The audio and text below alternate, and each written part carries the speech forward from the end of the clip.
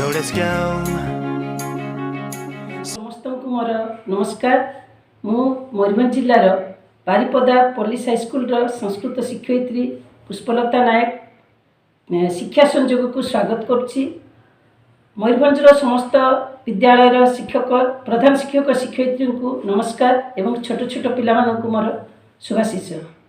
ତ ପିଲାମାନେ, ମୁଁ ଯେଉଁ ପ୍ରଥମ ପର୍ଯ୍ୟାୟରେ ପଢ଼େଇଥିଲି ଶବ୍ଦ ପ୍ରୟୋଗ ବିଧି, ମନେ ଥିବ ତୁମର ମାନେ। ତ ଆଜି ଆମେ ଶବ୍ଦ ଏବଂ ଧାତୁ ଉପରେ ପଢ଼ିବା।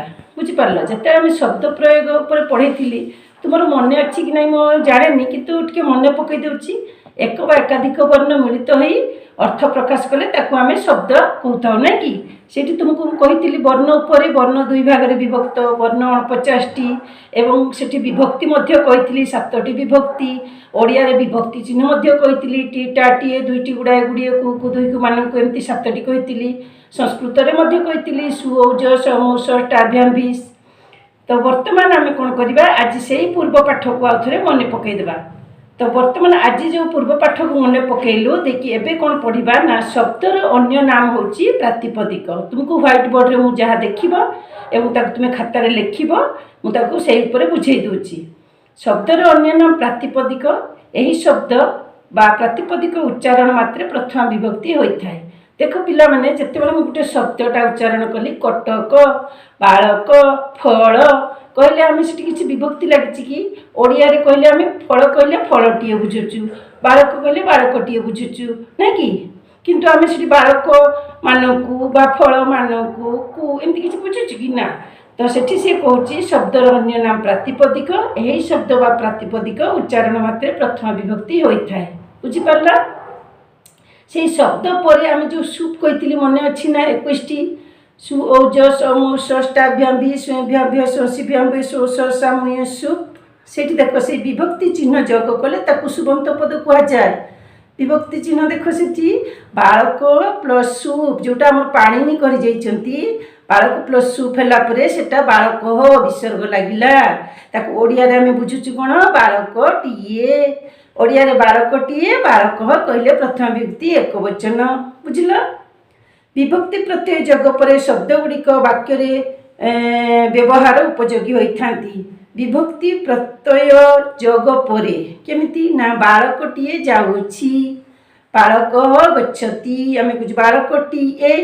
ସେଟା ଯେତେବେଳେ ଆମେ ବିଭକ୍ତି ଯୁକ୍ତ ନ ହେଉଛି ସେ ବାକ୍ୟରେ ବ୍ୟବହାର ହେଇପାରୁନାହିଁ। ଯାଉଛି ମାନେ କିଏ ଯାଉଛି? ବାଳକଟିଏ ଯାଉଛି। ତାହେଲେ ଯାଉଛି ଯଦି କ୍ରିୟାପଦ ହେଲା, ମାନେ ଯିବା କାମଟା କଲା, କେତେ ଜଣ ଯାଉଛନ୍ତି? ବାଳକଟିଏ ଜଣେ ଯାଉଛି, ନୁହେଁ କି?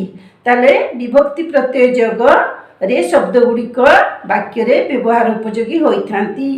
ଓଡ଼ିଆରେ ତୁମକୁ ମନେ ଅଛି ନା ପିଲାମାନେ? ମୁଁ କହିଦେଇଥିଲି ଟି ଟା ଟି, ଦୁଇଟି ଗୁଡ଼ାକୁ, ସେଇଟାକୁ ଆମେ ସର୍ଟରେ କ'ଣ କହୁଛୁ ନା ଟି କୁ ଦ୍ୱାରା ପାଇଁ ରୁ ର ରେ, ମାନେ ପ୍ରତ୍ୟେକ ବିଭକ୍ତିର ପ୍ରଥମ ଏକବଚନର ଚିହ୍ନଟା ମୁଁ କହିଦେଲି।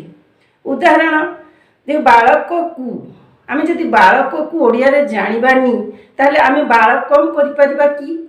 କରିପାରିବାନି। ତାହେଲେ ଆମେ ବାଳକକୁ ଯେତେବେଳେ ଦ୍ୱିତୀୟ ବିଭକ୍ତି ଏକବଚନ ଜାଣୁଛେ, ସେତେବେଳେ ଆମେ ବାଳକ ଶବ୍ଦଟାକୁ ପ୍ରୟୋଗ କରିକି କ'ଣ କହୁଛେ ନା ବାଳକಂ କହୁଛୁ। ତାପରେ ଭିକାରୀ ପାଇଁ, ଦେଖ, କୁକୁ ଦୁଇକୁ ମାନଙ୍କୁ ଦ୍ୱିତୀୟ, ଚତୁର୍ଥୀରେ ଗୋଟେ କହିଛି ନା କୁକୁ ଦୁଇକୁ ମାନଙ୍କୁ, ତାହେଲେ ଆମେ ଚତୁର୍ଥୀ ବିଭକ୍ତିଟା କେବଳ ମୁଁ ନିମିତ୍ତ ଅର୍ଥରେ କହିଥିଲି, ନୁହେଁ କି? ସେଠି ଭିକାରୀ ପାଇଁ ଭେବା ଭିକାରୀ ନିମିତ୍ତ ଖାଦ୍ୟ ଆଣ, ସେଠି ଆମେ କ'ଣ କରିବା ନା ଭିକ୍ଷୁକାୟ କରିବା।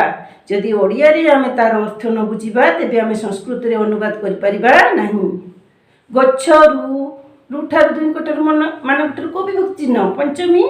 ତାହେଲେ ଯଦି ବାଳକ ଶବ୍ଦକୁ ଆମେ ମନେ ପକାଇବା ଏବଂ ଓଡ଼ିଆର ଚିହ୍ନ ମନେ ପକାଇବା ବିଭକ୍ତି ଚିହ୍ନ, ତାହେଲେ ଆମେ ସେଠି କ'ଣ କରିବା ନା ବୃକ୍ଷାତ କରିପାରିବା।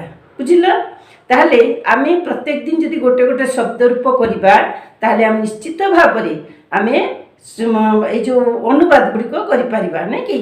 आमर स्वरांत पुल्लिंग शब्द अच्छी व्यंजनांत शब्द अच्छी आम एटा स्वरांत उपर मु कहीदेली जितेबाला तुम्हें गोटे करके जीव स्वरांत तापर देखिब अकारांत आकारांत ईकारांत शब्द शब्द अच्छी सेगुड़िक ता तले किछि शब्द अच्छी सेगुड़िक देखिब जे जमी नदी शब्द तले किछि शब्द थिबो ताने सेही शब्द नदी शब्द पर सेही शब्दर प्रयोग होइछि बालक शब्द तले अच्छी सेमती बालक शब्द पर किछि शब्द प्रयोग होइछि सेहीपरि क्रिया बा कार्य बुझाइले धातु कह जाए क्रिया बा कार्य बुझाइले आम जो खेलवा कूदवा नाचिबा एगुड़ा कहूँ क्रिया बा कार्य न कि पठ गम पठ पढ़ा पठ जीवा गम पीवा पा जदि आम से उपसर्ग जोग करदे ताने तार अलग अर्थ हम जमी गम रे जीवा आ लगे आगमन हम से आसवा अर्थ को बुझाऊँ बुझल ताले जेमिति आम शब्द करते सुज समूसस सेमती धातुरे अच्छी कौन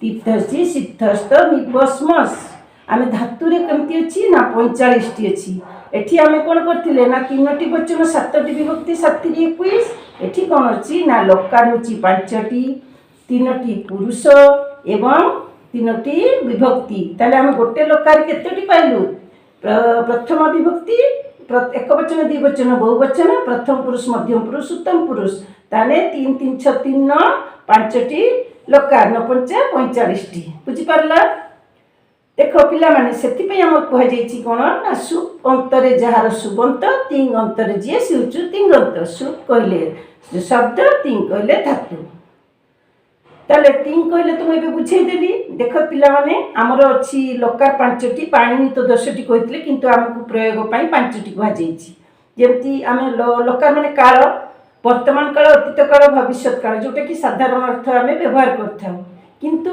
आउ दुईटी जोटा रही संस्कृत व्यवहार करें जानी ना जमी देख 5टी लट लकार कहले वर्तमान काल लंग लकार अतीत काल लुट लकार भविष्य काल लोट लकार आदेश विधिलिंग लकार संभावना अर्थ उचित बा संभावना अर्थ आमर एगुड़िक बही रे तुम व्याकरण बही अच्छी तुम्हें देख जापर पिला माने आमर जो पुरुष देखिली कहली ना 3टी पुरुष प्रथम मध्यम उत्तम तो जमीती आम बालक शब्द जानू नदी शब्द जानू लता शब्द जानू फल शब्द जानू मु गोटे अस्मत् शब्द अच्छी तुम्हें गोटे जुस्मत् शब्द अच्छी ना नहीं तो आम जानू कौ शब्द कौटी व्यवहार हुए ताले आम कौन करवा एबे जानिबा केवल प्रथम पुरुष रे तुमी आ मु व्यतीत आ सब शब्द व्यवहार हुए तुमे आ मु माने जुस्मत अस्मत ए दुईटी की छाड़देले प्रथम पुरुष समस्त अंतर्गत मध्यम पुरुष केवल तुमी जुस्मत शब्द आ मध्य उत्तम पुरुष होचु अस्मत मु ताले जेमती आमे कहूचु रामटी जाउछि राम गच्छति नहीं कि तुमे पढ़ुअछ तुम पठसी मु पढ़ी अहम पठिष्यामि है तापर देख पिला माने तुमर सर्वनाम शब्द रे अच्छी केतक तत् शब्द सतौते तम तौतान सेटा को 3टी लिंग पुल्लिंग माने सेठी अच्छी पुल्लिंग स्त्रीलिंग क्लीबलिंग है स्वरांत पुल्लिंग कहले सेठी सतौते स बालक सतौ बालक सतौते बालक हबो तापरे अच्छी सातेता सा लता सा तेता सा ते लता लता लते लता ताने सा लता ते लता लते तापरे सा तेता ता लता हबो बुझी पारला सेमती तत् शब्द अच्छी फलम फले फलानी सेमती एठी अच्छी तत्ते तानी तत् फलम तत्ते फलम फले फलानी तत्ते तानी फलानी बुझल तो पिला माने तुमर ए जो धातु आ शब्द पर मु कहली तुमर बही रे अच्छी पेज नंबर रे तुमे देखिबो किछि संस्कृत अनुवाद सेगुड़िक तुमे सब करिवो अक्षरांत पुल्लिंग पर बालक शब्द पर अच्छी एवं धातु प्रकरण पर मध्य अच्छी थर जो तुमर बही रे देइछि चंद्रंकर रंकर दुईकर मानकर जदि तुमे जान नथिबो करि पारिबो कि करि पारिबोनी षष्ठी विभक्ति एक वचन चंद्रस्य करिवो नै कि सेमती से पढ़िबो स ପଠିଷ୍ୟତି କରିବ, ସେହି ବାଳକଟି ପଢ଼ିବ। ସବାଳକ ପଠିଷ୍ୟତି, ଏହିପରି ଭାବରେ କିଛି ଅନୁବାଦ ଦେଇଛି, ସେଗୁଡ଼ିକୁ ତୁମେ କରିବ। ପିଲାମାନେ, ଶବ୍ଦ ଏବଂ ଧାତୁ ପ୍ରୟୋଗ ଉପରେ ତୁମକୁ ବୁଝେଇଦେଲି। ଯଦି ତୁମର କିଛି ଅସୁବିଧା ହୁଏ ତୁମେ ତୁମ ଶିକ୍ଷକଙ୍କୁ ପଚାରିବ ଏବଂ ବୁଝିନେବ। ଏବଂ ପ୍ରତ୍ୟେକ ଦିନ ଗୋଟେ ଶବ୍ଦ ଏବଂ ଗୋଟେ ଧାତୁ କରିବ। ଶବ୍ଦ ପ୍ରକରଣ ପରେ ଯେଉଁ ଅଛି କିଛି ମାନେ ଅନୁବାଦ, ଯେଉଁଟାକି ସଂସ୍କୃତ ଅନୁବାଦ, ଏବଂ ତୁମର ଅଛି କିଛି ମାନେ ଦେଇଛି କିଛି ଶବ୍ଦ ତାର ରୂପ କରିବା ପାଇଁ ଦେଇଛି, ଏବଂ ରୂପ ଦେଇଥିବ ତାର ମୂଳ ଶବ୍ଦ ଦେଇଛି, ସେଗୁଡ଼ିକ ମଧ୍ୟ କରିବ। ଏବଂ ଧାତୁ ପରେ ଦେଇଛି ଯେଉଁଟିକୁ କିଛି ମାନେ କର୍ତ୍ତା ଏବଂ କ୍ରିୟାକୁ ନେଇକି ବାକ୍ୟ ଦେଇଛି, ସେଗୁଡ଼ିକ କରିବ। ଆମେ ଯଦି ଶବ୍ଦ ଏବଂ ଧାତୁ ପ୍ରକରଣକୁ ନେଇକି ପ୍ରୟୋଗ ବିଧିକୁ ଯଦି ଭଲ ଭାବରେ ସମ୍ପୂର୍ଣ୍ଣ ଭାବରେ ଯଦି ଜାଣିପାରିବା, ତେବେ ଆମକୁ କାରକ ପଢ଼ିବା ପାଇଁ ଇଜି ହେବ। ବୁଝିପାରିଲ? ଠିକ୍ ଅଛି। ତେବେ ପିଲାମାନେ, ଶବ୍ଦ ଧାତୁର ପ୍ରୟୋଗ ବିଧି ସରିଲା, ତାପରେ କ'ଣ ଅଛି ଦେଖିବା, କାରକ ଅଛି ନେକ୍ସଟ ପିରିୟଡ଼ରେ ପଢ଼ିବା। ଠିକ୍ ଅଛି, ଧନ୍ୟବାଦ।